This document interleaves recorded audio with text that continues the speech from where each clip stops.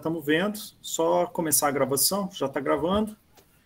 Okay. Raoni, então fica à vontade, cara, para fazer a apresentação do artigo e em seguida a gente entra para as discussões e debate em cima do tema, tá? Então, mais uma vez, obrigado aí, Raoni, a disponibilidade de ler o artigo e trazer aí a apresentação para a gente conversar sobre o tema. Beleza? Valeu. Beleza. Tá com você aí. Tudo bem, professor.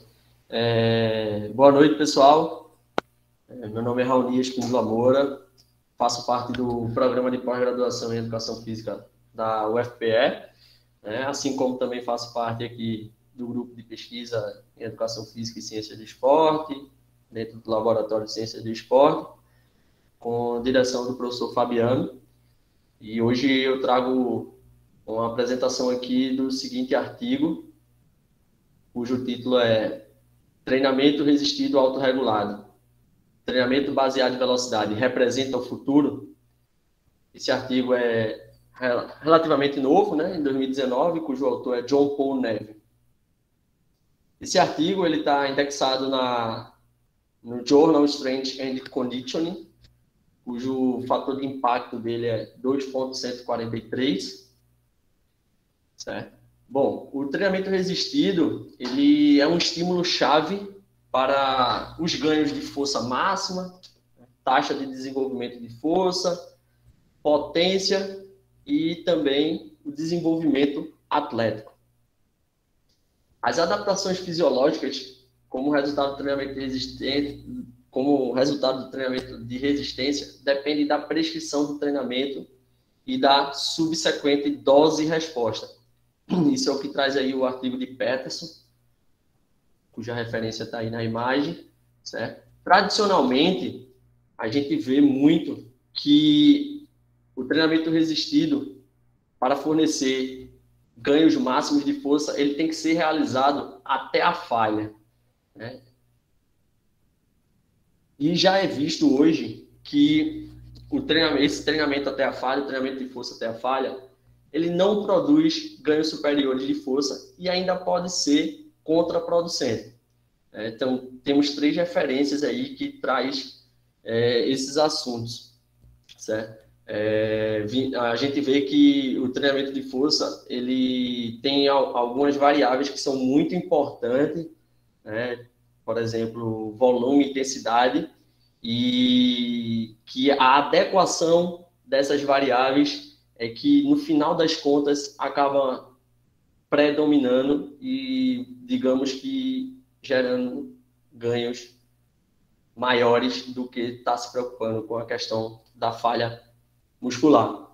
E aí eu trago isso aqui, que o próprio autor do estudo fala quanto à questão do monitoramento, que hoje, de forma geral, dentro do treinamento resistido, a intensidade, ela é prescrita, ela é determinada ainda muito fortemente pela porcentagem de um RM, baseado nessa abordagem, e também no controle do volume, né, sendo determinado pela multiplicação da carga, o número de repetições e o número de séries.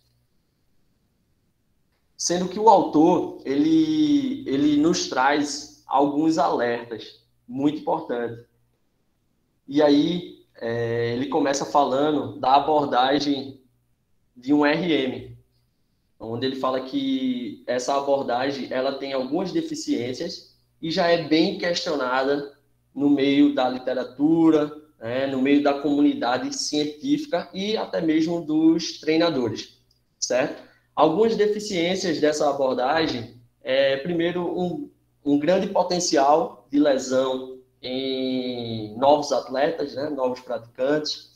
Um segundo ponto é que, ao começar um treinamento de força, você tende a gerar já adaptações, né, ou seja, ganhos de forma, digamos assim, mais rápida, e isso acaba passando a ter uma inferioridade naquela carga estipulada e você tendo que fazer testes constantemente. E um terceiro ponto é a aplicabilidade dessa abordagem, né? A gente vê que não é tão factível a aplicação dessa abordagem, principalmente mediante grandes grupos, certo? Um outro ponto que ele traz também é que a gente não deve levar, que a abordagem não leva em consideração a percepção subjetiva do atleta e os efeitos que a carga podem vir a gerar. Também que essa abordagem pode representar uma abordagem subótima para desenvolvimento de força. Bom, entrando agora eu vou dizer sistemas, porque é a palavra que ele mais usa no artigo, né? Nos sistemas de treinamento resistido autorregulado, CIF traz no seu livro um conceito que eu achei bem legal e bem trivial, de fácil entendimento, ao qual ele fala que o treinamento resistido autorregulado é uma forma de periodização ambulatória, a qual se ajusta na condição de prontidão diária do atleta para a sessão de treino, certo? E aí ele faz algumas observações também perante esse treinamento resistido autorregulado, a qual que esse tipo de treino permite um ajuste da intensidade do treino, assim como do impacto da fadiga neuromuscular. Sendo que o treinamento resistido autorregulado, ele foi relatado pela primeira vez na literatura lá atrás, por Delorme. Esse artigo aí, a qual eu coloquei a imagem em cima, é um artigo do ano de 1945. Então, para mim, inicialmente, eu pensei que era algo novo, mas quando vê aí, é algo que já é bem antigo na literatura, certo? E o primeiro protocolo que Delorme criou, né, foi um protocolo de várias séries de 10 repetições máximas. Em seguida, ele refinou esse protocolo e deu, vamos dizer assim, um outro nome. Ele referiu-se ao novo programa como o PRE, um exercício de resistência progressiva, a qual consistia esse protocolo ser de 3 séries progressivas mais pesadas de 10 repetições. Em seguida, Knight, nesse artigo, ele veio com um outro sistema. Isso já é um outro sistema de treinamento resistido autorregulado, a qual ele denominou como DAPRE, né? E ele faz uma modificação do PRE, que é o anterior que eu acabei de falar, certo? E a característica dele é que a intensidade é baseada em uma carga estimada de 6 repetições máximas. Eu vou ilustrar aqui através de uma tabela. Essa tabela não tem no artigo, eu achei por bem colocar em forma de tabela para ficar mais fácil a didática e o entendimento meu entendimento e, consequentemente, de vocês, certo? Então, ele fala que na primeira série, para ser feito 10 repetições, há uma carga estimada de 50%. Na segunda série, fazer 6 repetições com 75% da carga estimada. Na terceira série, vai fazer o máximo de repetições, ou seja, falha, com 100% da carga estimada. E a quarta série, o número de repetições será determinada mediante o número de repetições que foi feito até a falha na terceira série. Ele sugere que sejam feitas 6 repetições máximas, certo? Se o indivíduo conseguir fazer mais de 6 repetições, é um sinal que a carga pode ser aumentada. Do contrário, se o indivíduo fizer menos de 6 repetições, essa carga tem que ser diminuída. No entanto, Nevin traz esse seguinte ponto, né, que a utilidade desse sistema DAPRE é limitada, pois há pouca variação nas variáveis agudas do treino resistido. E isso, a longo prazo, pode gerar uma acomodação e estagnação do treinamento, né, assim como também das adaptações que o treinamento vem a gerar. Um outro sistema, né, que também é relatado por CIF, naquele mesmo livro que eu já falei lá, é o APRE, né, ao qual é o pré-autorregulado. E esse sistema ele tem a característica de estabelecer na terceira série um peso de trabalho através de repetições máximas, certo? E aí, ele utiliza protocolos de carga dependendo do foco da sessão.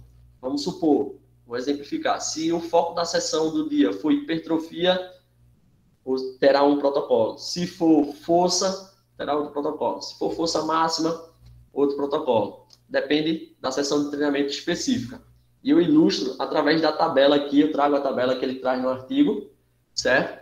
E aí ele demonstra de acordo com o objetivo da sessão, né? Por exemplo, vamos supor que o dia seja de hipertrofia, e aí é 10 repetições máximas, então na primeira série ele vai fazer 12 repetições, com 50% de 10 RM, certo?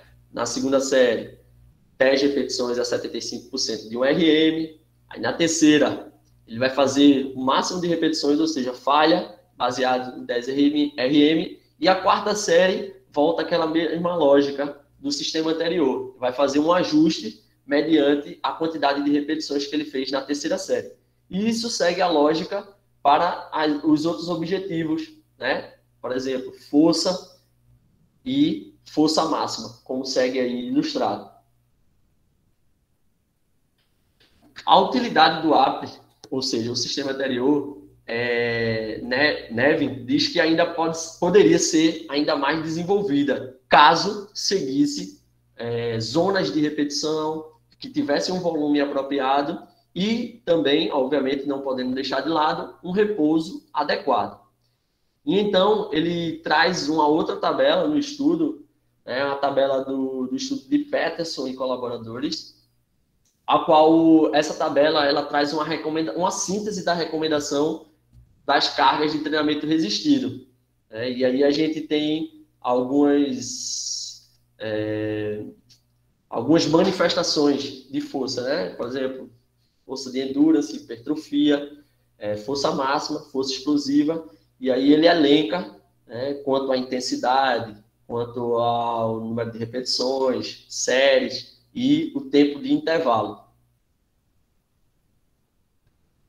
Agora a gente passa para uma outra abordagem, né, que o título mesmo do artigo fala, ele questiona se o treinamento de resistência baseado em velocidade, treinamento resistido baseado em velocidade, seria um outro sistema, vamos dizer assim, que se encaixaria dentro do treinamento autorregulado. E aí, nesse estudo de Gonzalez Badilho e Sancho Medina, fala que o monitoramento da velocidade do movimento pode permitir uma quantificação mais precisa e objetiva da intensidade do treinamento resistido. Nesse estudo de Medina e Badilho, ele traz que a velocidade de movimento pode ser um indicador mais sensível e preciso de intensidade relativa perante a abordagem de porcentagem de 1 RM. Nessa tabela, a gente pode ver que há uma relação muito forte do perfil carga-velocidade. E aí ele traz aqui o exemplo de 2 exercícios nessa figura, né, que é o agachamento e o supino. E a gente pode perceber que há quase que uma linha perfeita, né, nessa relação da velocidade com a carga, baseado na porcentagem de 1 RM. E então fala que é possível criar um perfil de velocidade de movimento e, com alguma precisão, a gente ter a determinação dessa carga baseada na velocidade de movimento. Um outro ponto que também retrata nesse estudo que eu acabei de citar é que a velocidade de movimento ela pode ser um indicador de fadiga neuromuscular, né? E aí eu trago um exemplo aí desse vídeo, foi até uma aula do professor Fabiano recentemente, né? E a fadiga, ela é considerada um fenômeno multifatorial. E o resultado disso é a diminuição da capacidade de geração de força, diminuição da velocidade de encurtamento das fibras musculares e também diminuição da produção de energia.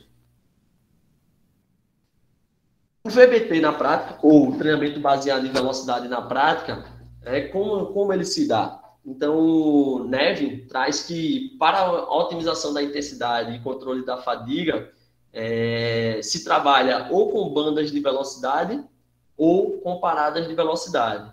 Né? Por exemplo, bandas de velocidade. Vai trabalhar 0,20 metros por segundo, entre 0,20 metros por segundo e 0,25 metros por segundo.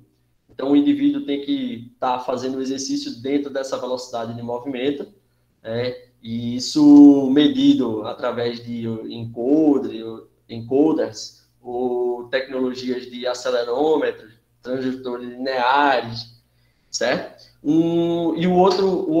A outra possibilidade é a parada de velocidade, né? O treinador vai estipular lá, vamos supor, 0,20 metros por segundo. Se o indivíduo, quando o indivíduo diminuir, né, 0,20 metros por segundo, esse indivíduo pode parar o exercício, certo? Então ele fala aí, ó, se a faixa de velocidade ou a parada de velocidade for excedida, a carga poderá ser aumentada até que atinja a velocidade necessária.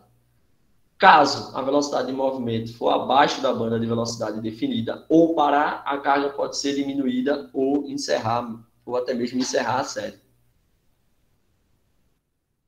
Logo, o VBT, ou treinamento resistido baseado em velocidade, pode permitir que a individualização e a autorregulação do volume e intensidade do treino não dependa apenas do resultado desejado, mas também da condição diária do atleta. É por isso que, assim, ao meu ver, ele consiga imaginar que o treinamento resistido baseado em velocidade possa ter como se encarar como um sistema de treinamento autorregulado. Né? Também o VBT permite o feedback imediato do desempenho, né? Fazendo com que melhore as adaptações fisiológicas e motive o atleta a aplicar o esforço máximo. Um outro tipo de sistema que ele traz no estudo, né, mas dentro do próprio VBT, é o treinamento de resistência baseado em velocidade autorregulado. E aí ele fala que é tudo isso que a gente tratou agora, né, perante o VBT, acrescentando a importância de se levar em consideração o estado de prontidão do atleta.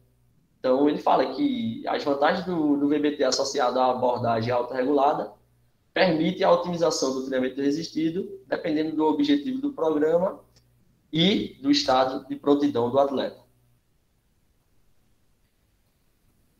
Ele traz algumas considerações do treinamento resistido autorregulado. E aí o primeiro é que o limiar de velocidade de movimento, ou MVT, é individual e dependente do exercício. Ou seja, há uma relação exercício, há uma relação dependente exercício. Um outro ponto que ele fala é que o teste de 1RM ainda, sim, será inicialmente necessário para que se estabeleça a carga do limiar de velocidade específico do exercício. E, por fim, ele traz que, embora o treinamento baseado em velocidade seja preciso e objetivo, ele apresenta alguns fatores limitantes, dentre os quais ele destaca bem o custo dessas tecnologias, né, dos aparelhos. E um outro ponto também é a forma a qual se é utilizado, por exemplo, em grandes grupos, certo? Ainda assim, embora atualmente esses valores, esses custos tenham diminuído, mas ainda não é tão acessível para todos. Concluindo o estudo, o Nevin, ele fala que os sistemas, os três sistemas, né, o PRE, o DAPRE e o APRE, ele ainda assim depende de repetições até a falha muscular. Não sei se vocês perceberam, mas nas tabelas lá ele frisa bem, né, a partir da 4ª série, a estipulação do número de repetições é mediante a falha da 3ª série. Então, eles dependem de repetições até a falha muscular para identificar a carga de treinamento necessária para as séries subsequentes. E também, ele conclui que o monitoramento da velocidade do movimento pode permitir a verdadeira autorregulação e individualização do treinamento resistido, que é indiscutivelmente a chave para otimizar os ganhos de força e melhorar o potencial desempenho físico de um atleta. E já, obrigado pela atenção de vocês e me coloco à disposição para dúvidas e contribuições. Obrigado, Raoni. Parabéns pela apresentação. E está aberto, pessoal, aí para a gente iniciar as discussões, né? Então, quem tiver aí questões, dúvidas e pontos para levantar a respeito do artigo, fique à vontade aí para a gente iniciar a discussão.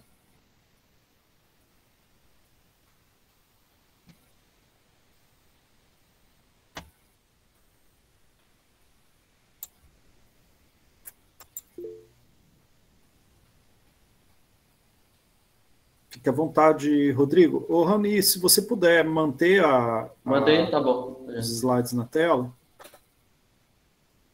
Rodrigo? Opa, estou aqui. Pode ficar à vontade. Fala, Raoni. Parabéns aí pela apresentação, velho. Gostei muito. Valeu. Muito tranquilo, me superou aí na apresentação. Que nada. Cara, eu tenho umas dúvidas, Raoni. Eu queria saber se, na tua fala, eu não sei se eu entendi errado, mas tu falou que o RM seria uma abordagem. O artigo, ele apresenta o RM com abordagem ou foi só mal entendido? Não, então, ele fala que é uma abordagem de porcentagem de um RM, né? Ele traz essa palavra. Embora eu também acho que não é tão uma abordagem, eu vejo muito mais como um teste. Ele não é muito mais, ele é um teste. Eu não vejo ele como, não vejo ele como uma abordagem. Mas só para ficar claro mesmo, para não ser um fator de confusão. Eu queria saber também, Raoni, se a autorregulação, o que é que define assim uma palavra, se fosse uma palavra-chave assim, para definir a autorregulação? Qual seria para tu? Para mim, não sei, talvez fosse o status de prontidão, será? Então, cara, uma palavra-chave assim, eu acho que para mim, nesse exato momento, seria complicado definir. Mas eu vejo como um contexto a qual o indivíduo ele é, vamos dizer assim, testado ou colocado à prova. Sim. Mediante o seu contexto atual. Pronto. Eu acho que uma palavra-chave, se fosse, para mim, definir contexto. Entendi. Mas tu acha que o status de prontidão, ele representa bem o conceito da autorregulação do treinamento autorregulado? Acredito que sim, cara. Quanto para o DAPRE, né? DAPRE, PRE, APRE. Eu acredito que sim, cara.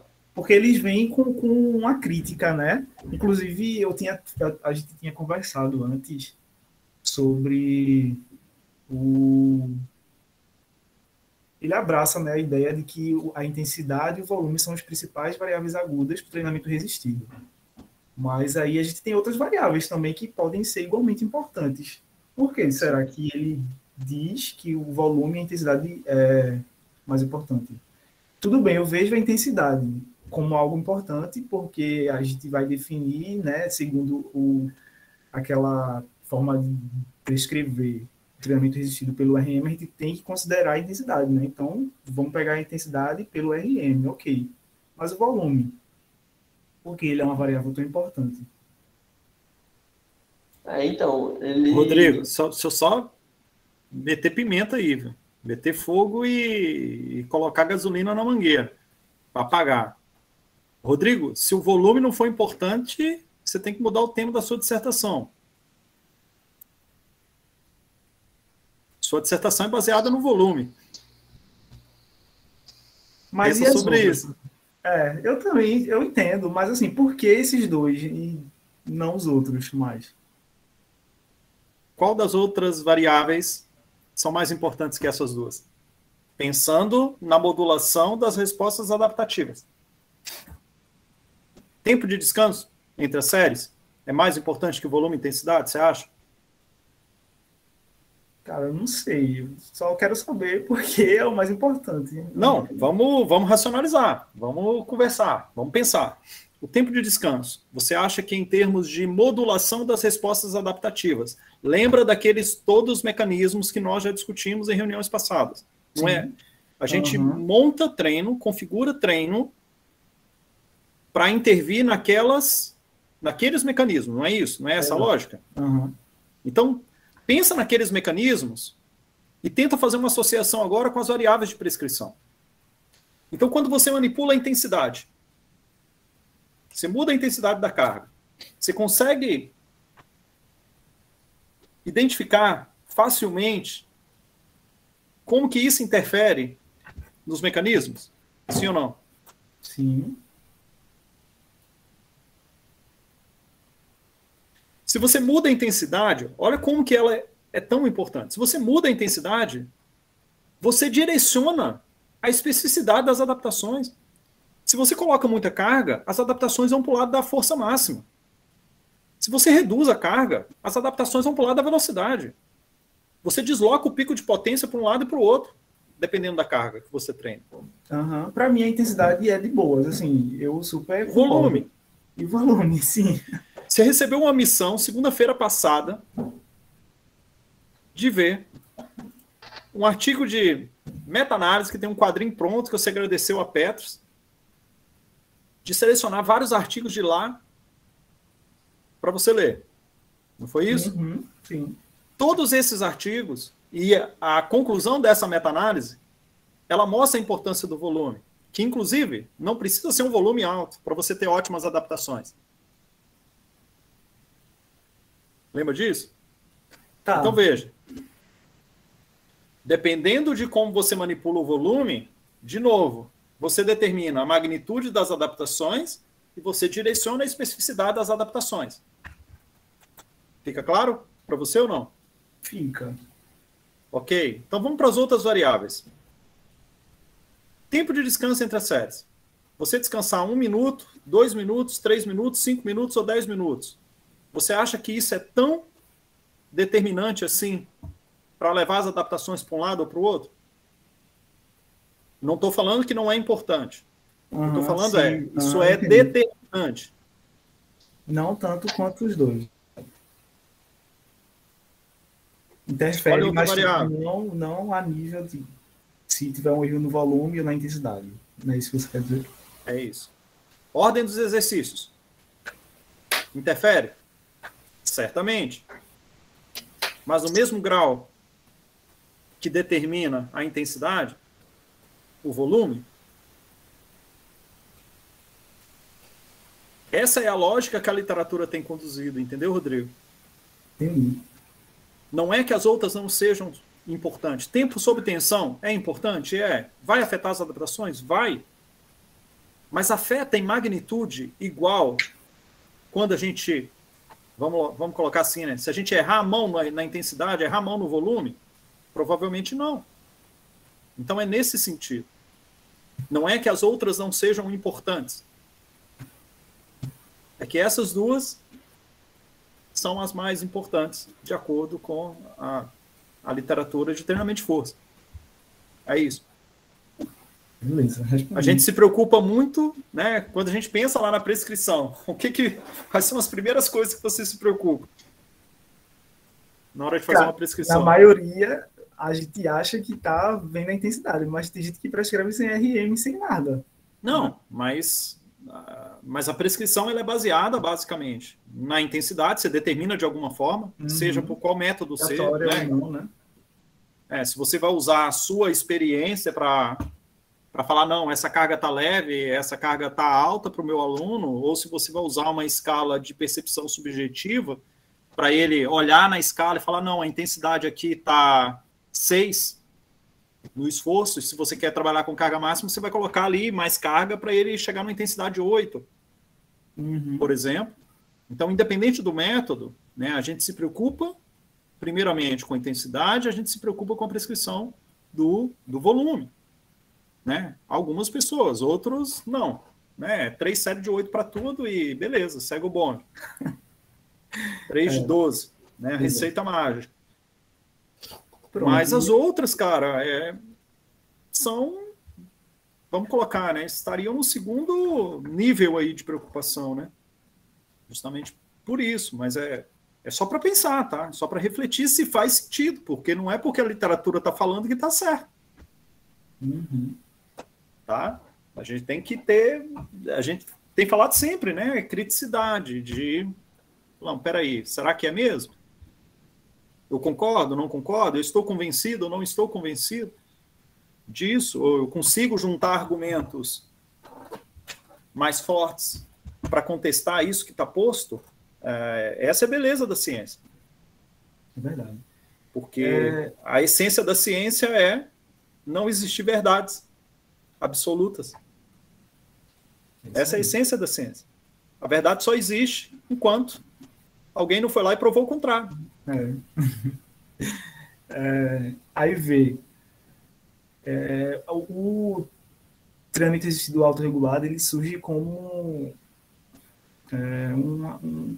uma saída, né, do treinamento tradicional, aquele onde a gente tem que prescrever a partir do RM e não quer colocar o atleta sob risco de lesão, ou não tem tempo para aplicar o RM, por aí vai. Mas não ficou claro para mim como é que ele vai definir a intensidade. Eu achei meio confuso assim, o protocolo. Eu li umas 2 ou 3 vezes, mas não ficou claro ainda para mim. O do VBT, beleza, eu entendi, mas esses de antes eu não ficou claro, não. Então, assim, pelo que eu entendi, né, a minha leitura aqui, dentro desses sistemas aí do autorregulado, ele é o que ele acaba que eu coloquei na conclusão, né? Ele foca muito e deu a entender para mim no final que isso ele faz uma crítica, né? O Nevin faz uma crítica que esses sistemas acabam focando muito na falha. Né? Então ele utiliza lá uma carga estimada e dá sequência ao sistema mediante a execução até a falha. Bota aí no slide, Raul, para eu ver se... Vai dizendo aí, tá?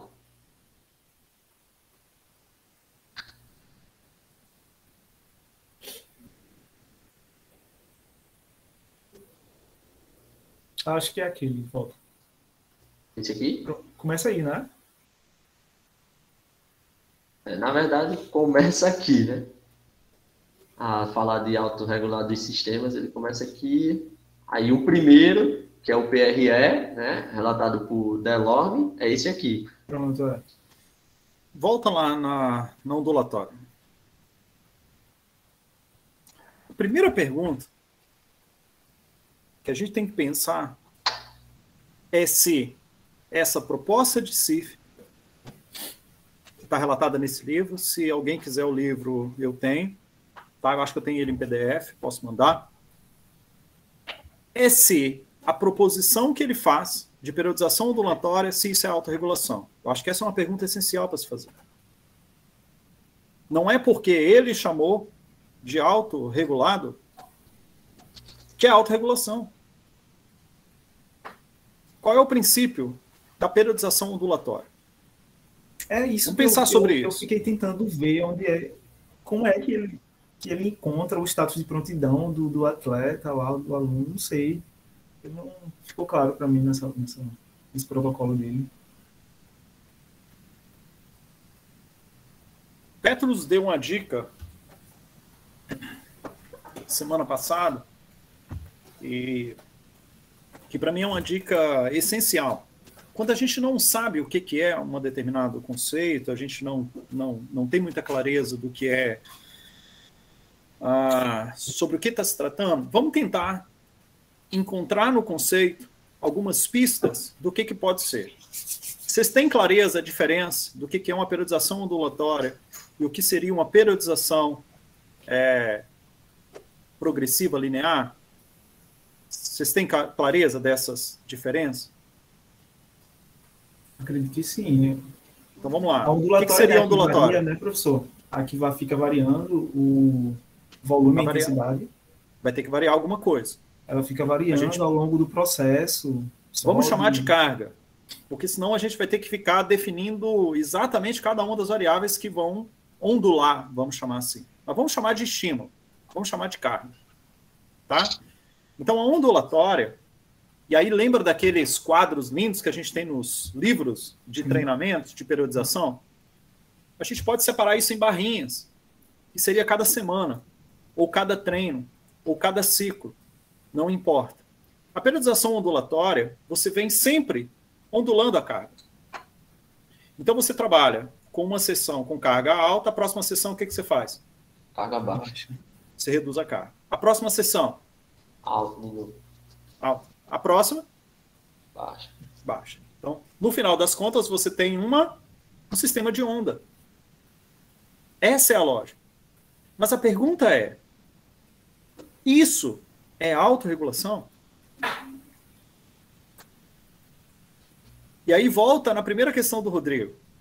Qual é a palavra-chave? Ou quais seriam ali a essência para eu falar que é autorregulação? O Rodrigo falou que é a prontidão. A Uni falou que é o contexto. E aí? O que é autorregulação?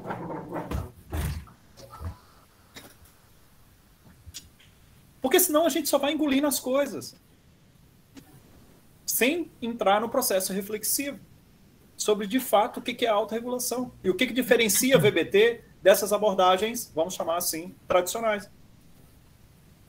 Sim. Eu acredito, Fabi, que a ondulatória não é autorregulação. Porque se o atleta, por exemplo, recupera de um treino para o outro, e eu estou planejando um treino para força máxima, segue, eu não preciso baixar a carga se ele recupera, se o nível de prontidão dele está ok, se a velocidade de execução mantém. Minha opinião. Já está meio que pré-estabelecido, né, a programação. É esse o ponto, Rodrigo. É esse o ponto. Pessoal, treinamento autorregulado, ele não é pré-estabelecido. Ele é totalmente adaptável. Por isso que o treinamento ele passa a ser individualizado. Por que ele é individualizado? Porque você não consegue prever como que o seu aluno, seu atleta, o seu cliente vai estar naquele dia. Você não sabe. Você tem que fazer algum teste inicial. Você tem que usar alguma forma de medir como que ele se encontra atualmente, o seu status atual, por alguma forma de medir, para você tomar a decisão sobre o treino. Percebem isso? Sim. Então, se eu deixo previamente prescrito que a carga de hoje vai ser X e a carga de amanhã vai ser metade de X, isso não é autorregulação. É periodização ondulatória.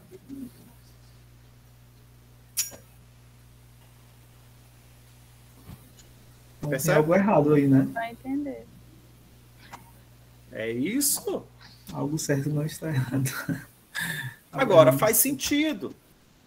Porque se você entende o contexto histórico do treinamento, tá? Quando você entra na década de 70, início da década de 80, cara, o que se fazia? Periodização.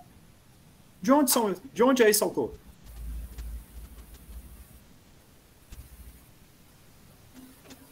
Quem é esse autor?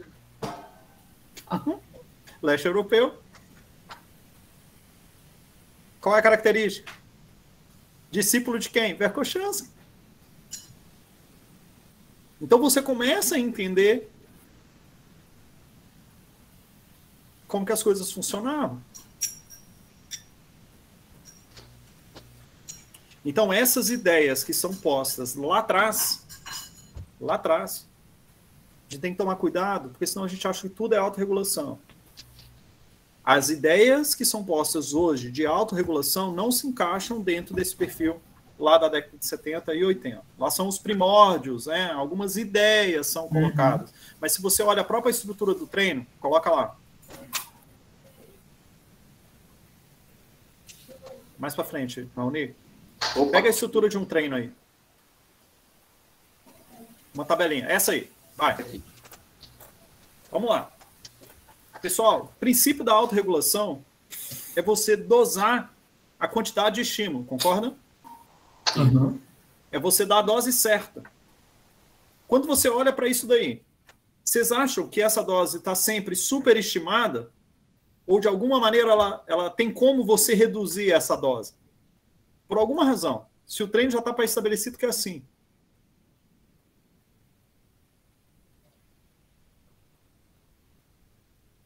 Difícil. Tenta vocês fazer esse treino. Pensa vocês fazendo esse treino. Como é que vocês acham que vocês vão sair desse treino aí? Quebrado. Morto. Aí vamos lá. Vamos trazer agora para VBT. E olha como que o título do artigo nos diz muita coisa. O autor propõe, ele questiona se VBT seria um método de autorregulação do futuro. Então, por isso que ele faz um referencial histórico. Ele falou assim, olha, a história é isso. Será que nós estamos diante do futuro do treinamento? E aí pensa agora sobre VBT. VBT vai totalmente na contramão disso daí, pessoal. Em VBT a gente treina longe da falha. Fadiga não é interessante.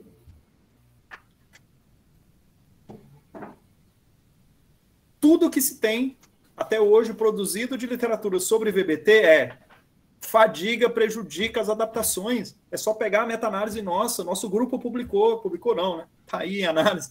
Vai sair publicado em alguma hora, tá? Mas já tá disponível. Pega lá, leia só as conclusões. Se não quiser ler o trabalho inteiro, tem 40 páginas, o PS gosta pra caralho de escrever. Pega só as conclusões. Olha lá o que a gente conclui. Então, tudo que foi produzido sobre VBT hoje é você ficar longe da falha. É totalmente na contramão disso daí. Passa para a próxima tabela. Falha de novo. Ou seja, todos os sistemas que ele fala têm um estabelecimento, né? Não tem um pré-estabelecimento. Tá aí. A lógica de autorregulação a partir da velocidade, ela é completamente diferente disso daí. É o seguinte, em termos práticos, tá? Práticos. O atleta se apresenta para treinar hoje. Você coloca o encoder na barra. Se o encoder acusar, depois de 3 repetições, que ele alcançou 20% de perda de velocidade, acabou o treino dele com 3 repetições. Aí o que o atleta sai? Xingando o treinador, não é? Eu já fui xingado. Não assim, né? Eles não têm coragem de chegar e falar comigo, professor, você tá maluco? Isso não foi treino? Eles não falam comigo, mas você escuta os burburinhos. Aí você chama aí, vem cá, o que foi? Não, porque treinei pouco. Eu falei, não, cara, você treinou o suficiente para hoje. Você treinou o que precisava para hoje. Eles estreiam, né, professor? É lógico. Ele chega e fala, pô, cheguei, aqueci, entrei na barra, fiz 3, 4 repetições. A série encerrou. O equipamento maluco que você trouxe aqui falou que a série encerrou e que meu treino acabou. Só que para a mesma carga que ele treinou hoje, ele fez 3 repetições, o dia que ele está descansado, ele faz 6, ele faz 7, ele faz 10. Isso é autorregulação. A carga não muda. A carga é a mesma. Mas para a mesma carga, tem dia que ele vai fazer 3, tem dia que ele vai fazer 8, tem dia que ele vai fazer 5. É diferente você pré-estabelecer quantas repetições ele faz por série. Aí já está pré-definido. A primeira série é com 12, a 50% de 10 repetições máximas. A segunda série é com 10, a 75% de 1 RM. A terceira série é de repetições até a falha. A quarta série ajusta a carga e falha de novo. Pois é, e você pré-estabelecer não garante que todos os dias, quando você programou, sei lá, 4 semanas, todos os dias ele vai colocar, vai fazer 12 repetições a 50%. Talvez ele dormiu mal um dia, sei lá, está estressado, vai conseguir fazer 8 só a 50%. Aí você não tem como garantir que ele vai fazer as 12, o treino todo, a programação do treino todo, né? Então, Rodrigo, se a gente pudesse falar uma palavra para autorregulação, presente. Autorregulação, ela é feita baseado no hoje, é no presente. Não é no futuro, não é no passado. Uhum. Porque a partir do momento que eu avalio o presente, eu tenho informações do passado. E eu consigo imaginar como que ele vai se apresentar no futuro. É essa a lógica. É dosar as coisas. É encontrar a medida. É tempo-eficiência. O que é tempo-eficiência? Foi discutido já em outras reuniões aqui. Se você vai sair de Maceió para Recife, você tem 2 carros. O desempenho dos carros é o mesmo. Ele não muda. Só que você tem um carro que, para você fazer essa viagem, Maceió-Recife, ele vai te consumir 20 litros por quilômetro. Você tem um outro carro que ele também cumpre a tarefa no mesmo tempo, não muda absolutamente nada em termos de performance, mas ele vai te consumir para cada quilômetro, para cada litro de gasolina, metade dos quilômetros do outro. Ele vai rodar com 10 quilômetros por litro. O que você prefere? Mais econômico. Se o resultado final é o mesmo, mas você tem economia, não resta dúvida de qual você vai escolher. Uhum. Porque pensa o seguinte. Pensa num sujeito que ele vai realizar treino durante décadas. Uhum. Pensa quantas repetições a mais, quanto estresse mecânico, as articulações, todo o sistema ósseo-mioarticular dele vai sofrer se ele trabalhar mais. Uhum. Foi exatamente o que eu tinha acabado de pensar. E se trabalhar mais, não vai resultar em maiores ganhos. Então não tem sentido. Lógico. Você trabalhar mais e não ter ganhos a mais. O alto não tem rendimento razão. só ele já é bem estressante assim, né, para o corpo. Ele foge do conceito de saúde. A gente acha que atleta é saúde 100%, mas o cara tá levando o corpo ao limite ali, né, durante anos. E aí a gente colocar um plus, um estresse, um fator estressor, né, um plus ali a mais, sem precisar, né, não faz muito sentido. De fato, você apostar, investir numa coisa mais tecnológica, mais econômica, né, no carro mais econômico, é muito mais vantajoso. É esse o princípio. Tá? Tempo, eficiência, se preocupar com o presente. Então, se você tem uma forma de quantificar o status atual, seja de prontidão, de recuperação, de fadiga, então, eu não chamaria só de prontidão, tá, Rodrigo? Mas entra o status atual do seu aluno hoje, do seu atleta hoje, você consegue autorregular. Não importa como. Você pode ser uma escala de bem-estar para você fazer autorregulação, sim ou não? Sim. Pode. Pode ser uma escala de recuperação? Sim. Pode. Pode ser salto vertical? Sim. Pode. Pode ser uma medida de dano muscular como CK? Sim. Pode. Pode ser a velocidade de movimento com VBT? Pode. É pegar o conceito, entender o que é autorregulação e ferramenta para você autorregular, você tem aos montes. Você usa o que você quiser. Uma outra forma, escala de repetições e reserva. pode autorregular com repetições de reserva, sim ou não? Você monta um banner, e aí ele vai fazer as séries olhando para o banner. E o banner está lá, a escala de repetições de reserva. Vocês conhecem a escala de repetições de reserva de Helms? 2016? Importante. Importante conhecer. Chama a repetições de reserva, ela é baseada na ideia da percepção de esforço, mas não é repetição, não é percepção de esforço. O sujeito está fazendo o exercício, ele vai fazendo o exercício e ele vai identificando quantas repetições faltam para ele falhar. E aí você estabelece para ele, fala, olha, quando você chegar no score de 8, você encerra a série. O dia que ele estiver cansado, ele vai chegar no 8 mais rápido ou vai demorar um pouco mais na série? Demorar. Não, o dia que ele estiver cansado. Se ele estiver com fadiga, ele chega mais rápido ou ele demora mais tempo? Ele chega mais rápido, né? Chega mais rápido. De repente ele fez uma, fez duas, fez 3, ele vai falar, caramba, se eu fizer mais 4 repetições eu falho. Ele encerra a série ali. Posso usar a PSE para fazer a autorregulação dentro da série? PSE é exceção? Não. PSE. Percepção de esforço. Pode. Posso. Uso lá a escala de Omni, que é uma escala específica para treinamento de força. Você passa a seguinte informação para o seu aluno. Fala, olha, na hora que você chegar no score 6 da escala, no esforço nível 6, você encerra a série. O dia que ele estiver cansado, com 2 ou 3 repetições, ele já chegou no 6, ele vai encerrar a série. O dia que ele estiver bem, ele vai fazer 7, 8 repetições e vai chegar no 6. Tudo isso é autorregulação, pessoal. VBT é apenas uma forma de fazer autorregulação. Existem dezenas de possibilidades. Beleza? Uhum.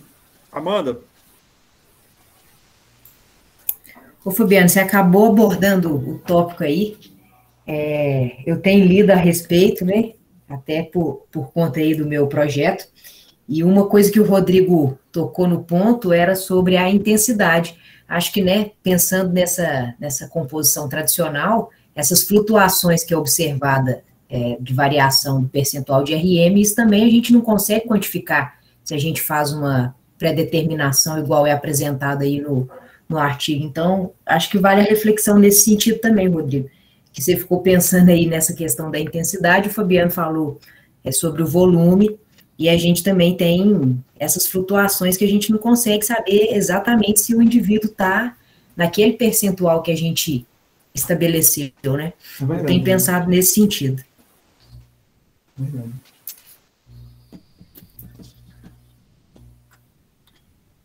Deixa eu mostrar uma coisa para vocês, porque até agora a gente enfatizou bastante o volume. Mas eu autorregulo só o volume? Ou eu posso autorregular a intensidade? Pode também. Como é que a gente faz isso?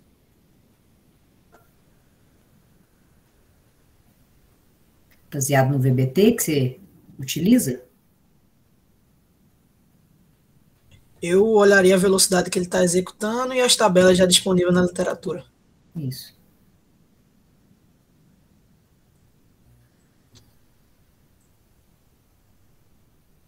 Número de repetições também.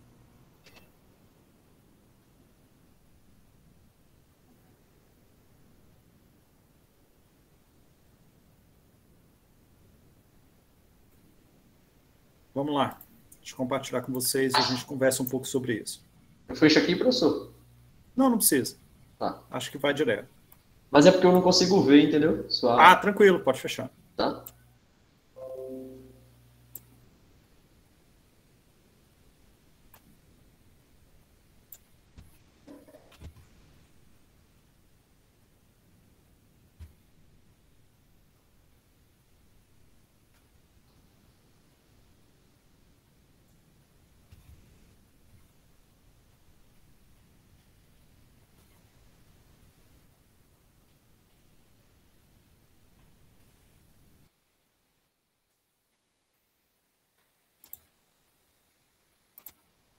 Estão vendo minha tela?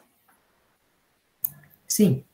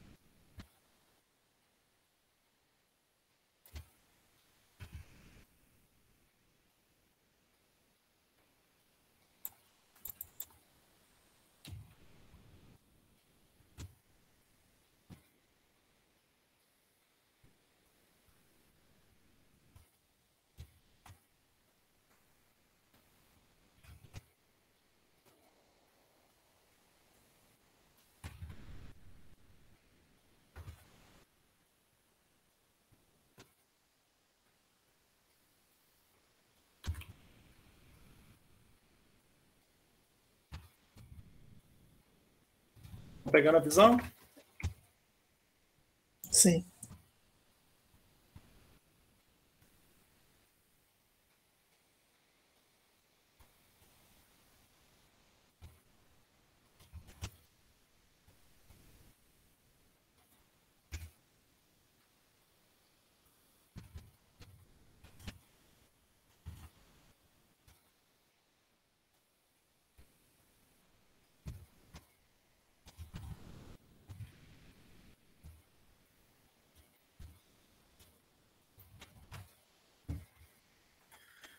Beleza? Então, aqui qual é a ideia? Tá? Vamos criar uma situação hipotética que ao longo de uma semana, 7 dias da semana, a gente fosse medir a carga referente a um RM de alguma pessoa. Algum indivíduo qualquer que você selecionasse. Tá? E aí, nós fizemos o teste de um RM na segunda-feira e nós encontramos esse valor aqui. Suponhamos. 95 quilos. Por alguma razão qualquer que a gente não sabe o que é, mas a gente consegue imaginar, quando nós repetimos para essa mesma pessoa o teste na terça-feira, o valor deu diferente. Saiu de 95, veio para 87. Vocês acham que isso é possível? Sim ou não? Sim. Sim, total. Por quê? Mas não é a mesma pessoa. Eu só tenho um intervalo aqui de algumas horas. O que, que pode acontecer nesse tempo entre fazer o teste na segunda e na terça e o RM que eu encontrei aqui na segunda-feira modificar a mais de 10% para terça-feira? Fadiga residual do último treino. O que mais que pode interferir além de fadiga? Fadiga é um dos fatores. Sono, alimentação. É. O que mais? Sono. Sono, alimentação. Estresse. Fator Estresse. psicológico. Vocês concordam que tem inúmeros fatores que a gente não consegue prever e que faz parte do contexto desse indivíduo, faz parte da individualidade dele, que faz com que essa carga ela pode sofrer uma variação relativamente grande de um dia para o outro? Sim. Maravilha. Sim. Aí a gente repete o teste com essa mesma pessoa na quarta-feira e esses 95 quilos do RM dele virou 97 quilos. Ué, o que aconteceu, gente? De terça para quarta que ele veio e melhorou ainda, né? O resultado do RM de segunda-feira. O que aconteceu, vocês acham? O efeito do treinamento, talvez? Recuperou. Pode ser efeito de aprendizagem.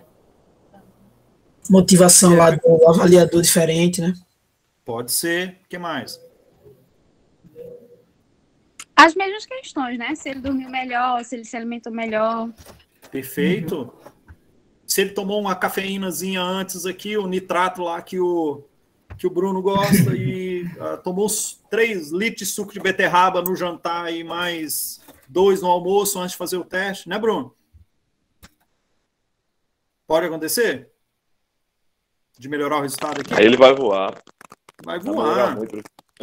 Aí na quinta-feira caiu de novo, na sexta-feira aumentou, sábado reduziu, lá no domingo foi o melhor resultado dele e encontrou aqui 100 quilos no RM dele. Então, pessoal, essa oscilação no valor de um RM, na carga de um RM, dentro de uma semana, dentro de alguns meses, tem artigos mostrando isso. Tem um artigo muito interessante, que eu usei esse artigo, inclusive, para responder um revisor numa submissão que a gente fez agora há poucos dias, que ele faz uma avaliação de um RM por mais de 20 dias e ele acompanha o que está acontecendo com o sujeito. E é impressionante essa oscilação. Por todos esses fatores que vocês elencaram. Então, isso é fato. Vai mandar esse artigo? Seria top. Posso. Pra gente.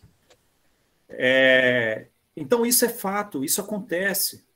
Então, pensa o seguinte, se você faz uma prescrição pré-determinada, baseada no RM, vocês concordam que em algum momento desse, dentro de uma semana, e aí pensa essa semana sendo replicada por meses, vocês concordam que a carga, o estímulo, ele pode estar subdimensionado ou superestimado? Em algum momento você vai errar? Sim. Porque pensa o seguinte, se você queria fazer uma prescrição de força máxima, qual seria a intensidade de um treino de força máxima? Acima de quantos por cento de um RM? 90%. 95%. A literatura fala que acima de 85% você já está treinando numa zona de força máxima.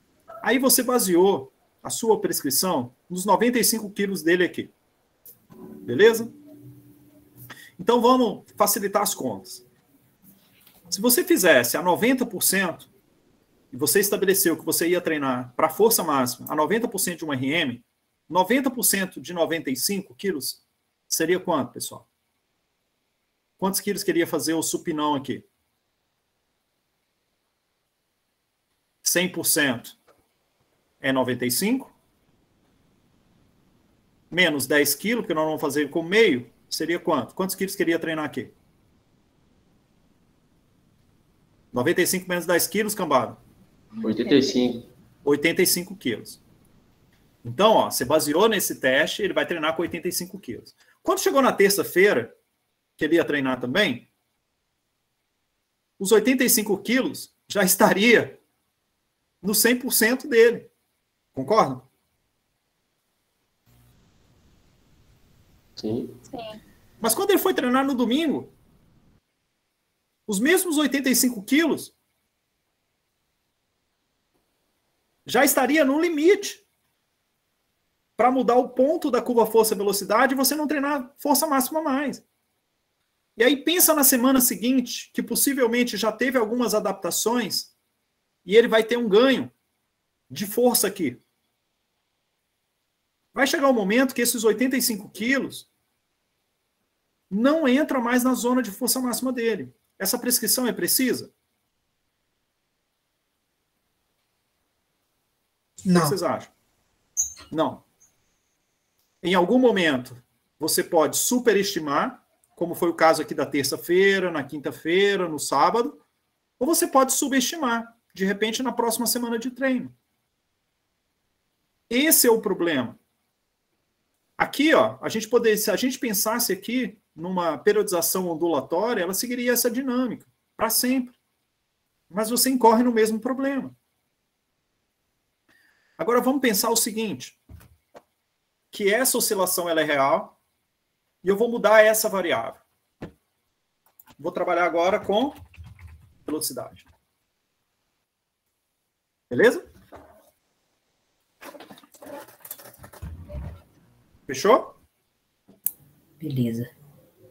Qual é a velocidade equivalente ao RM para treinar força máxima? 0,5. Abaixo de 0,4. Abaixo de 0,5. Vamos lá. Independente do exercício, qualquer velocidade abaixo de 0,5 metros por segundo, eu sei que eu estou treinando força máxima. Beleza? Aí, segunda-feira, eu coloquei os 85 quilos para ele. Ele fez a 0,4 metros por segundo. A série. Tá treinando força máxima? Sim ou não? Sim. Beleza. Só que aí, quando chegou na terça-feira, os mesmos 85 quilos que eu coloquei para ele, ele começou a treinar aqui, ó.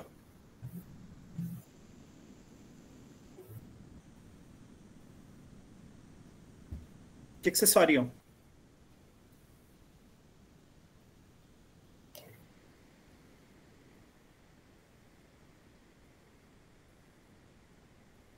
Sobe carga.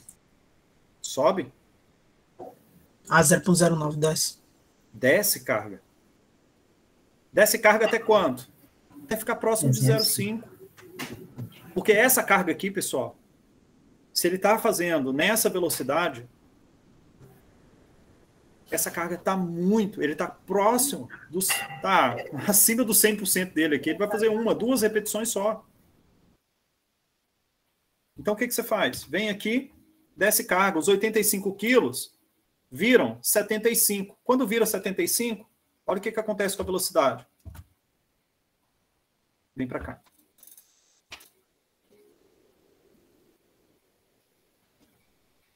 Aí, na quarta-feira, você sabia que com 75 quilos, na terça-feira, ele estava mal.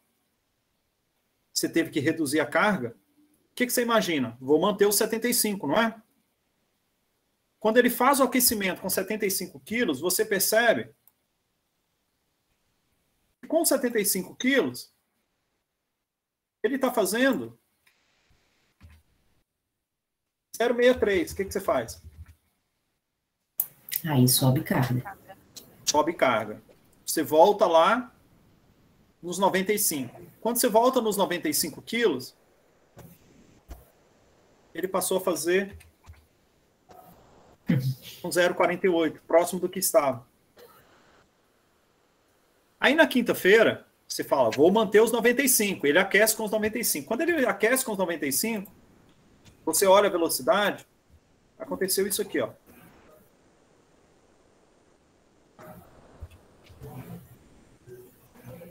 Faz. Desce carga. Desce bem muito. Desce carga. Quando você desce carga, a velocidade fica próxima daquilo que você queria. Aí, quando chega lá no domingo, se você coloca 95 quilos de novo, aí o que ele faz? Ele está fazendo com isso aqui, ó. O que você faz? Sobe carga. Ajusta a velocidade, ajusta a carga pela velocidade. Ele passa a treinar com seu 0,5, que é o que você queria. Isso é autorregulação. Regulação do quê? Do volume? Não, da intensidade. Você usa a velocidade numa série de aquecimentos de 3 repetições para você saber se a carga está ajustada. Se a carga está dentro da zona de adaptação que você estabeleceu, dentro do seu planejamento. E aí, se eu entro na próxima semana, quando eu entro na próxima semana, se ele sofreu alguma adaptação ao treinamento, o que vai acontecer com essas cargas todas? Para ficar com 0,5. Você concorda que todas elas vão subir um pouquinho? 5 quilos, por exemplo? Concordo. E se ele estiver fadigado, vai descer 7 quilos, vai descer 8 quilos. Isso é autorregulação, pessoal. É assim que se faz a autorregulação dentro de VBT. Professor, essa parte no artigo ele explica também, né? Eu acho que foi assim, uma lâmpada, velho, muito massa a forma que ele explica, né? Sim. Ele explica que a velocidade, ela é mais consistente do que o RM, né? Você utilizar o RM. Assim, não é que ela é mais consistente. Consistente assim, no sentido, não vai variar tanto, né? Quanto o RM. Ela vai variar. Ela vai variar. Só que ela te permite fazer um ajuste rápido. Porque pensa o seguinte, dá para eu fazer isso aqui também com RM? Dá ou não? De forma imediata, assim, não. Não dá. Ah, Mas não, se com eu te- velocidade. Não dá. Porque, veja, senão eu teria que fazer um teste de um RM na segunda, um teste de um RM na terça, um teste de um RM na quarta, na quinta, na sexta, no sábado e no Sem domingo. condições. Mas eu consigo fazer autorregulação com RM. Só que não é prático, não é viável. A velocidade é muito simples, você só precisa de 3 repetições. Você precisa de 3 Fabiano, repetições. E quando olha assim, né, para o VBT e a gente vai prescrever um treino, igual, por exemplo, eu não tenho encoder, não tenho no meu trabalho na prática. E daí, quando vai prescrever, você fica, putz, não dá para você andar para trás.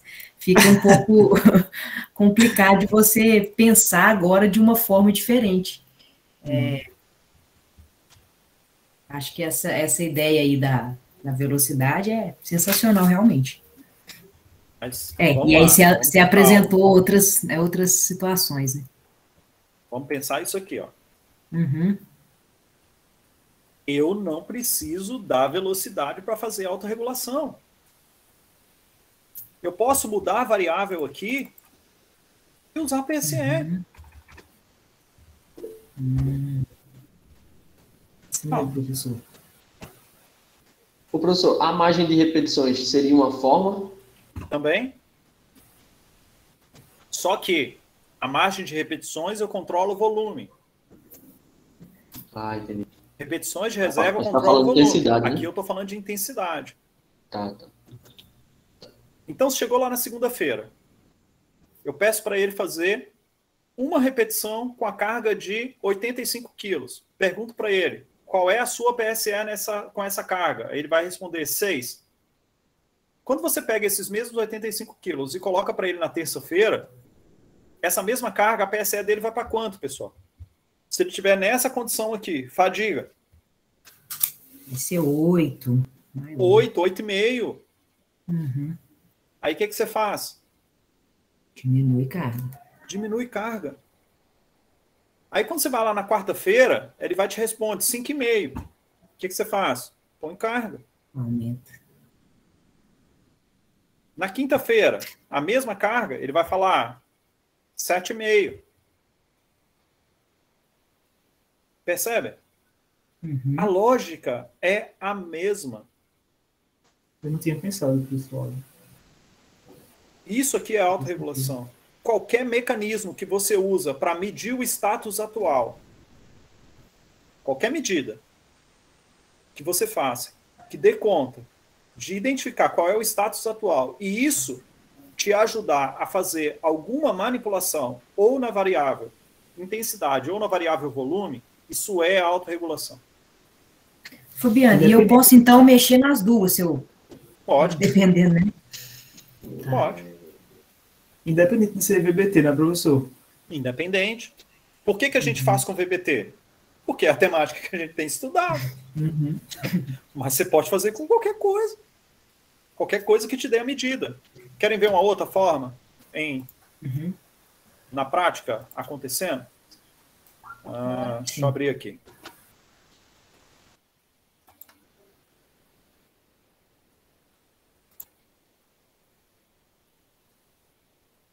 Vocês estão vendo? Sim. Tá. A autorregulação, ela não precisa ser somente diária. Tá? Ela pode ser semanal. Esse é um exemplo típico de um atleta que a gente acompanha, né, que nós montamos o treinamento para ele, que nós fazemos autorregulação. Nós usamos todas essas variáveis aqui para fazer autorregulação. E olha que interessante. Aqui, a carga estava alta. Semana 29. O que a gente fez na semana seguinte? A gente percebeu que a carga estava alta porque ele estava mal das pernas. Nós usamos aqui a variabilidade da frequência cardíaca para ver que ele estava mal. Variabilidade quanto menor, pior, tá? Ele estava mal. Aí o que a gente fez? Vamos regular a carga da semana seguinte. E assim fizemos, reduzimos a carga. Olha o que aconteceu com a variabilidade. Aumentou. Variabilidade aumentou. O que a gente fez? Falou, olha, agora ele está pronto para entrar com um novo ciclo de intensificação. A gente aumentou carga. Variabilidade ficou lá em cima. Precisamos autorregular? Então, né? Foi um ajuste bom. E olha que interessante, o salto dele melhorou, foi o melhor salto dele dentro do ciclo.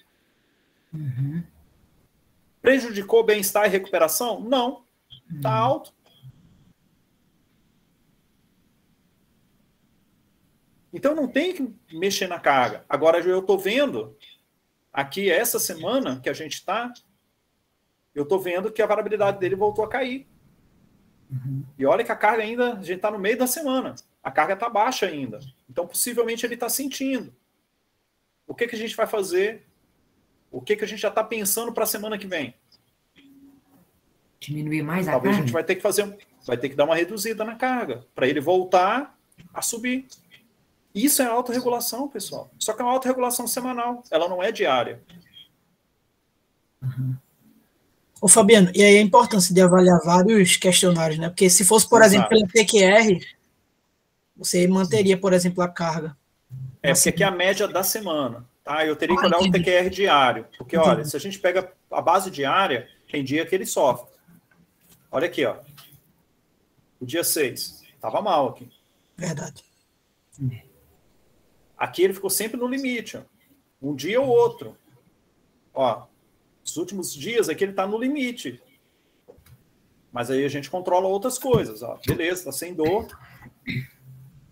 Tá? A gente olha aqui também o salto, ó. Teve dia que ele estava muito fatigado, ó. O dia 26 de julho, olha aqui. O dia 19 ele estava fatigado. O dia 4 ele estava fatigado. Então a gente vem brincando. Vem olhando os números e tomando as decisões. Se aparece alguma coisa aqui assim, a gente não espera a semana que vem para tomar a decisão. Ele já reduz a carga dele. Tá? Então nós temos controles semanais, nós temos controles diários. Percebe? Eu até aplico o VBT com ele, tá? Ele faz o VBT. Mas eu não estou usando o VBT para autorregular. Embora as séries são controladas a partir de autorregulação do treino neuromuscular. Mas eu aplico o conceito de autorregulação muito além só da variável treinamento de força. É a autorregulação do treino dele. Todo. Pegaram a ideia? Legal demais. E o salto, então, você usa para verificar a fadiga e também para verificar a melhora da performance, por exemplo. Exatamente. Uma vez por semana ele faz salto. Às vezes duas. Às vezes duas. Certo. Tem um outro aqui. Tem um cenário muito interessante. Vou mostrar. Isso aqui a gente só estava monitorando. Isso é um atleta do Flamengo. Tem que sair do treino. Olha isso aqui. Nossa Senhora. Nossa. Olha o salto. Daqui para cá. Nossa, esse cara lesionou? Estão percebendo aqui? Olha aqui. Nossa. O cara tava mal mesmo. Quer ver se estava mal? Dá uma olhada nisso. Deixa eu pegar aqui um período anterior. Olha como é que estava a situação. Olha aí, que beleza. Vocês viram o outro que estava limpinho. Olha esse.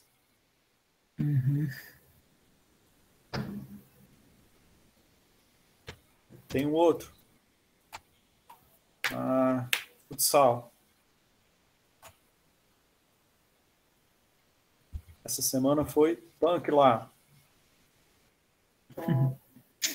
Só dor, hein? Olha aí, que beleza.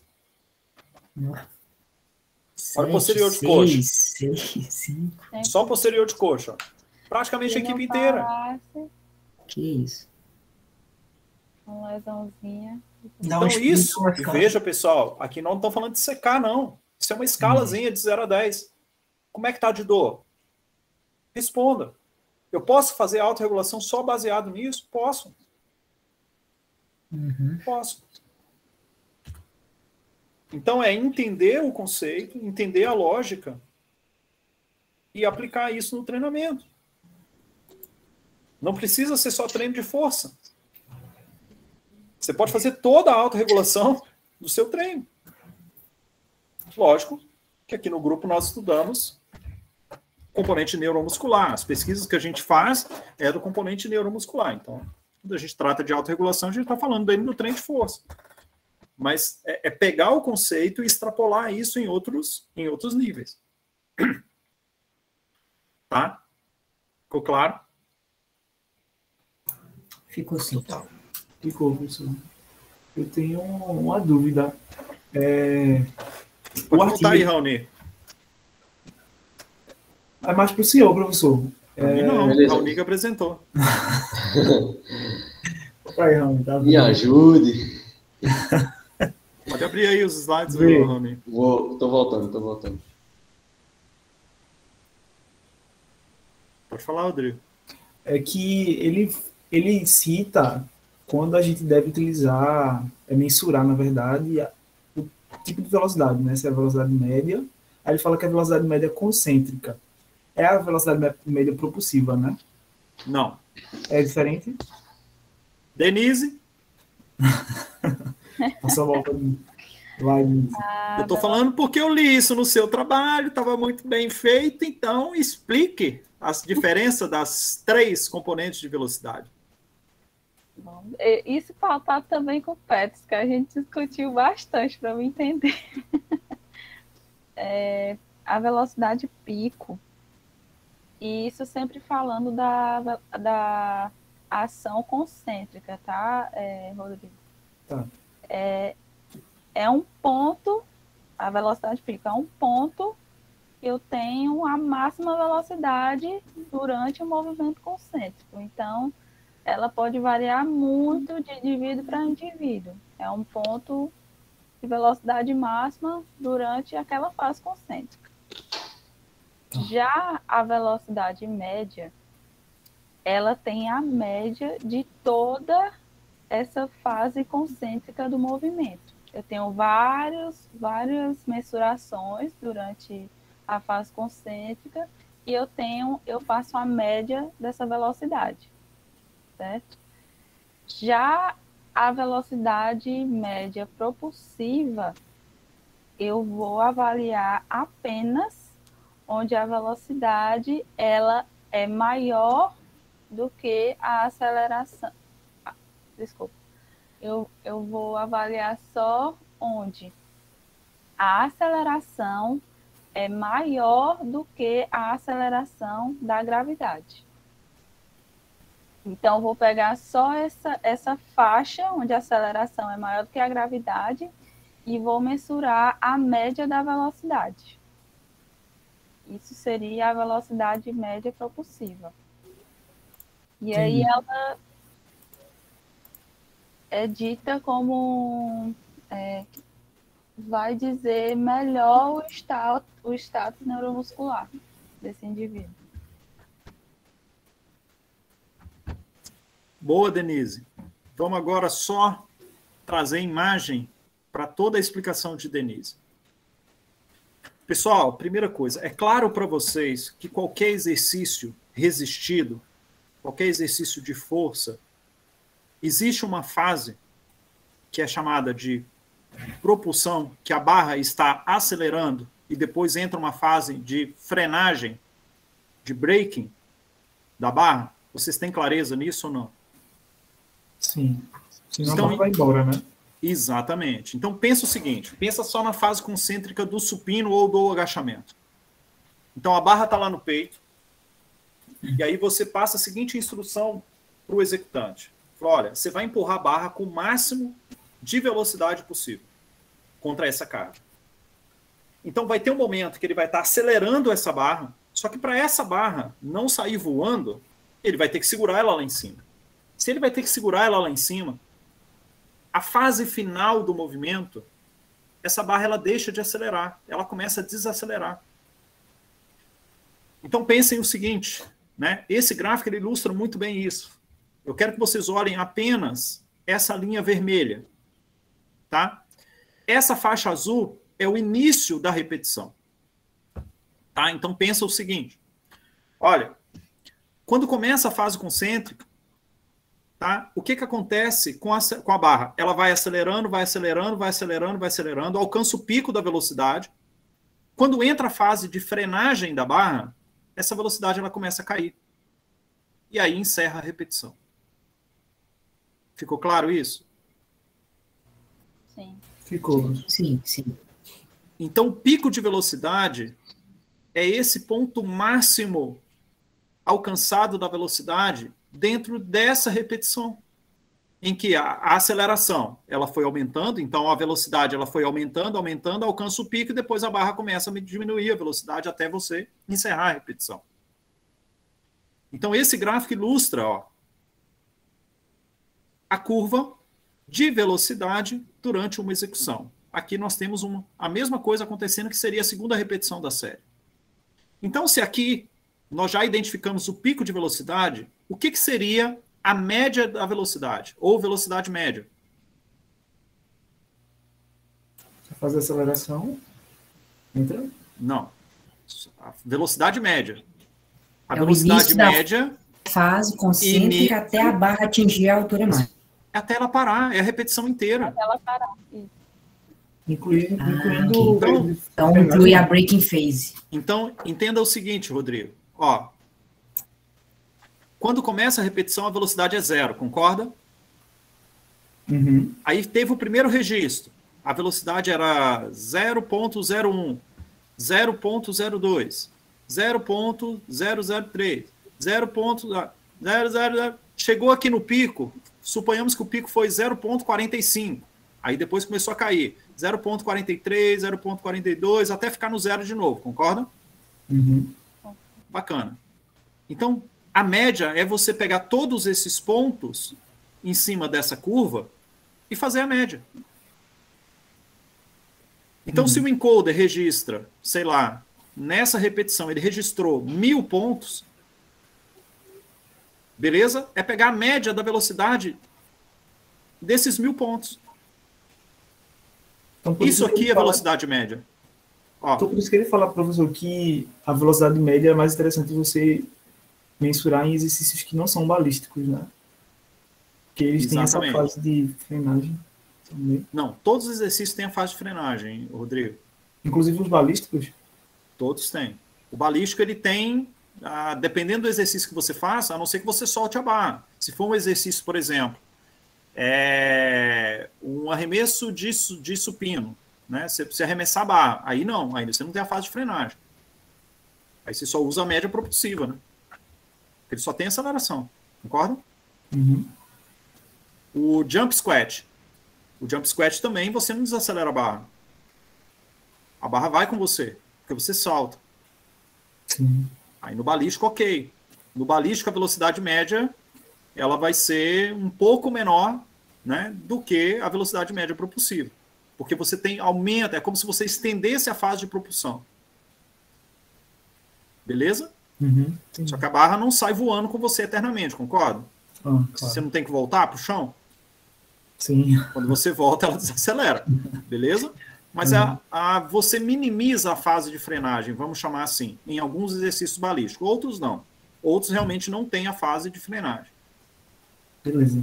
Mas o mais importante aqui é entender que a velocidade média, ele pega a velocidade em toda a execução. Ele não pega um ponto somente, que é a pico. Ele pega em todo. E a média propulsiva?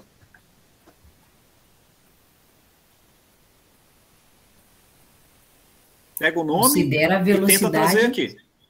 Considera a velocidade maior que a gravidade. Então, não Não, pega a mais fase do de que frenagem. Não conta a desaceleração. É isso. Isso. É o quê? Ela não conta com a desaceleração do movimento. Então pensa o seguinte, aqui não chegou no pico, Sim. daqui para cá é a fase propulsiva do movimento.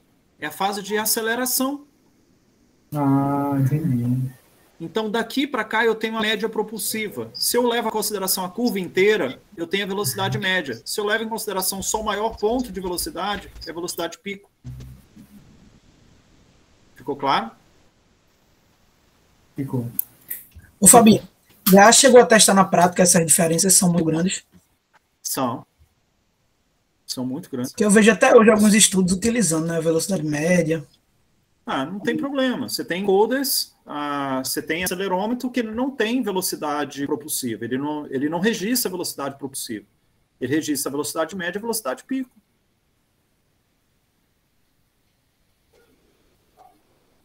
O encoder que você tem, Gustavo, ele só registra a pico e a média propulsiva. Ele não pega a velocidade média. Sim.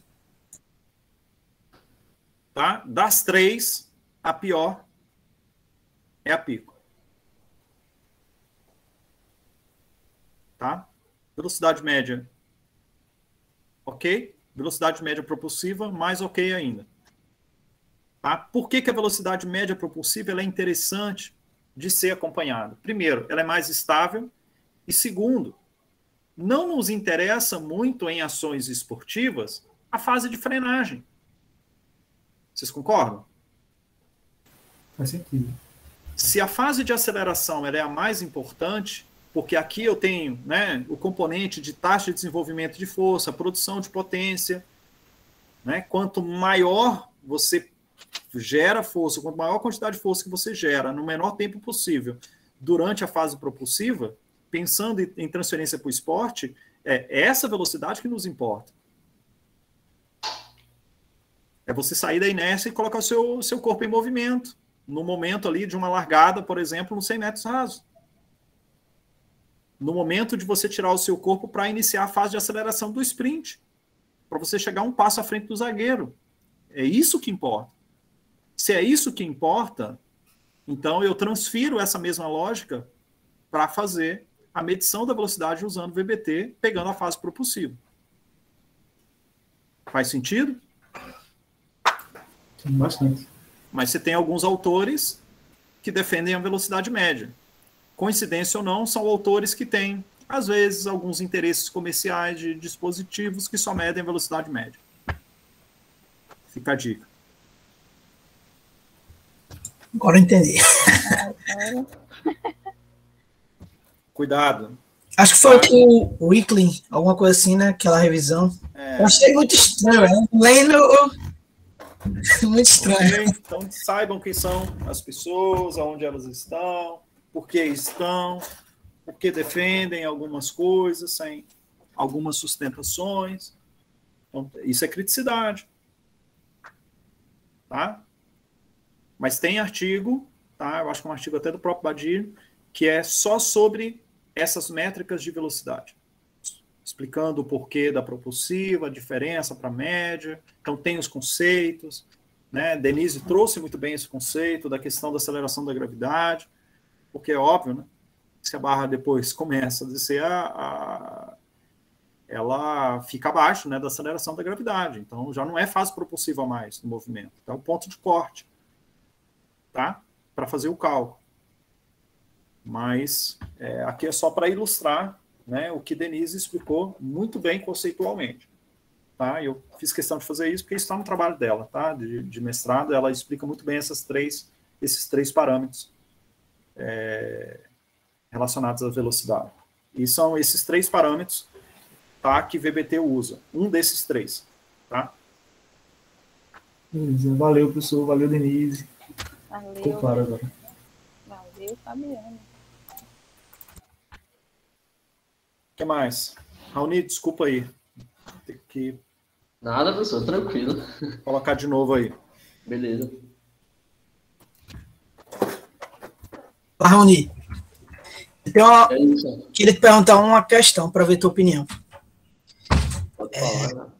Tem uma parte no estudo que o autor comenta que o teste de URM ele ainda é necessário a usar o método baseado na velocidade, mesmo para estabelecer a velocidade de um RM. Qual a tua opinião sobre isso? Deixa eu só colocar aqui, eu acho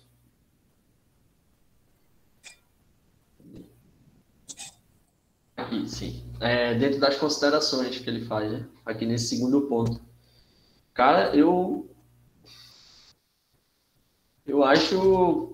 concordo que seja desnecessário, mediante as tecnologias que a gente tem, né? E outras abordagens, outras possibilidades, eu não vejo como necessário, não, como ele diz. Agora, fica a critério, né? É uma possibilidade. Eu acabei de mostrar um exemplo.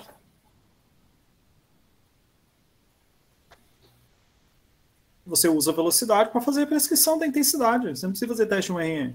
Isso. Exato. E isso é interessante, pessoal. A gente começar a entender algumas características dos artigos e de onde a gente está retirando esses artigos e o que a gente está lendo, tá? Essa revista, esse journal, Journal of Strength and Condition, ele tem uma característica muito específica. Tá? Esse journal é de um órgão, né? Promove essa revista, a Associação Americana de Força e Condicionamento. E ele tem uma característica, ele é científico, mas ao mesmo tempo é um tipo de comunicação muito direta com treinadores. Então ele cabe um pouco mais, né, de um olhar prático para as coisas. Então são só artigos de revisão. E são artigos de revisão, não revisão sistemática, né? Tem muito o que ali de opinião do treinador, né, do cientista ali, às vezes são estudantes de mestrado ou algum membro dessa Sociedade Americana de Força e Condicionamento, da Associação Americana de Força e Condicionamento, aqui escrevem os artigos, tá? Então, vocês vão encontrar nesse journal algumas questões como essa que o Gustavo levantou, né, que é mais uma opinião, é uma questão ali que cabe em algumas críticas, né, nesse sentido. Porque se você está falando de VBT, cara, você está mais do que sustentado pela ciência que você pode usar VBT. E a ideia do VBT não é você fazer VBT para usar para encontrar a carga de um RM, né? Tem que mudar um pouco essa lógica. Não é usar VBT para substituir RM. É usar VBT para fazer prescrição de treinamento a partir da velocidade. Você não tem que voltar no RM para prescrever. Então tem que tomar cuidado com essas coisas. Não tem muito sentido, né, você fazer o caminho contrário. Se você tem a velocidade que te responde a mesma coisa sobre carga, aí você usa a velocidade para inferir um RM para fazer prescrição a partir de RM, qual é a lógica? Você questiona o método tradicional, mas aí você usa o que tem de atual para voltar para o método tradicional, para a prescrição tradicional. Não tem sentido. Então, cuidado com as armadilhas.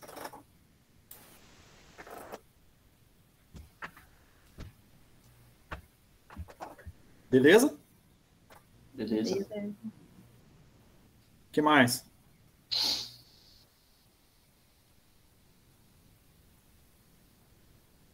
Raoni, você, cara. Dê sua visão crítica agora. O que você achou desse artigo?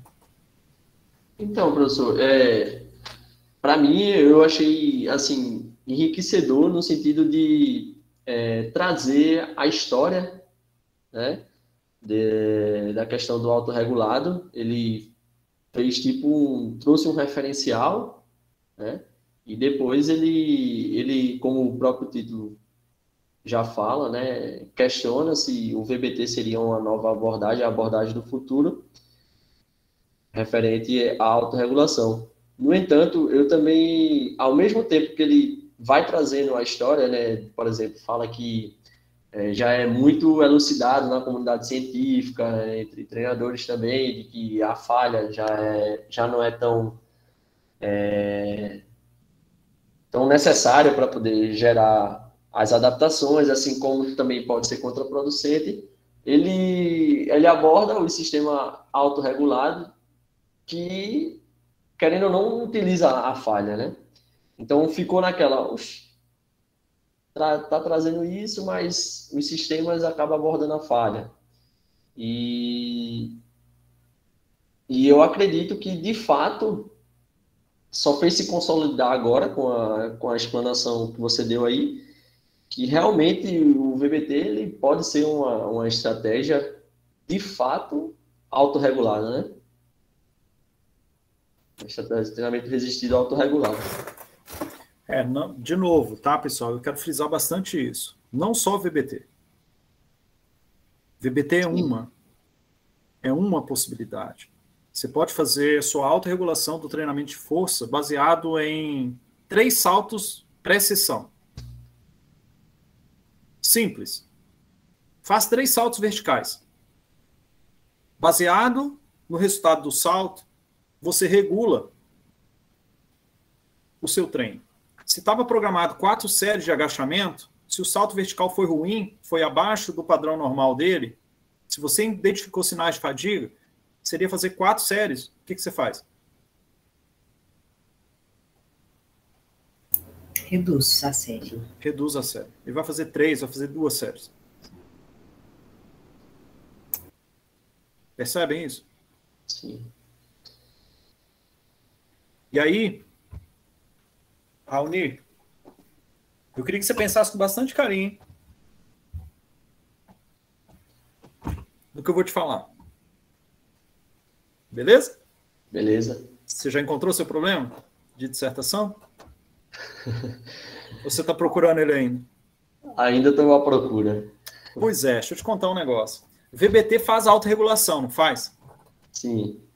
VBT faz autorregulação do volume de que forma?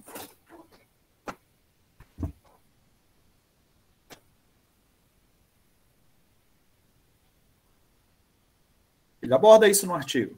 Você chamou de bandas, mas são faixas. Sim, sim, sim.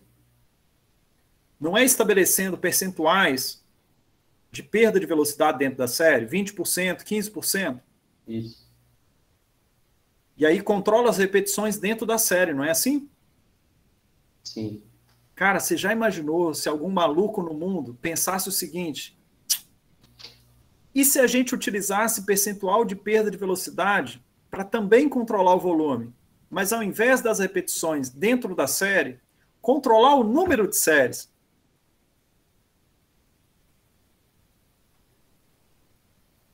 Será que é uma alternativa? Repete. Eu também tentei anotar aqui, mas foi tão rápido que eu não consegui. Pensa o seguinte: Tem como que VBT faz a autorregulação das repetições dentro da série? Você usa um percentual de perda de velocidade. Então pensa o seguinte: você vai fazer 3 séries. 3 séries. Aí você estabelece um percentual de perda de velocidade. Olha, você perdeu velocidade, você vai trabalhar com 20% de perda de velocidade. Aí você faz a primeira série com 20%, você faz a segunda série com 20%, você faz a terceira série com 20%. Suponhamos que você vai fazer 4 repetições, depois você faz 4, a última você faz com 3 repetições. Beleza? Beleza. O que eu estou te falando já pensou se a gente usasse a velocidade para, ao invés de controlar as repetições dentro da série, a gente controlar o número de séries?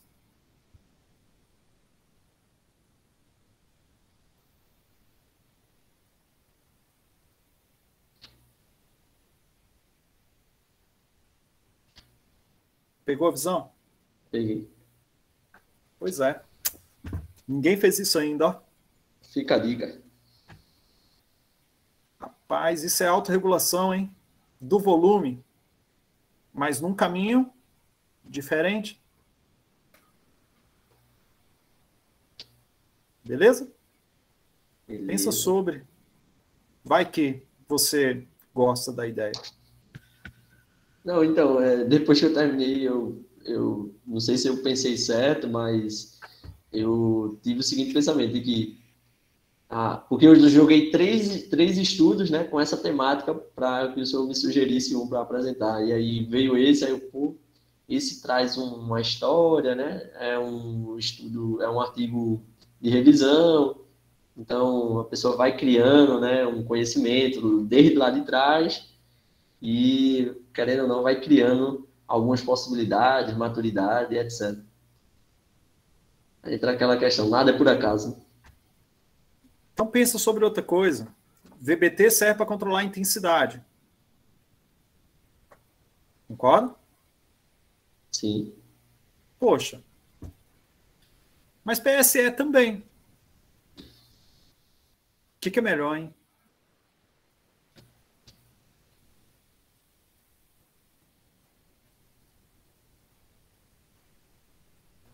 Tem um estudo só na literatura que fez isso.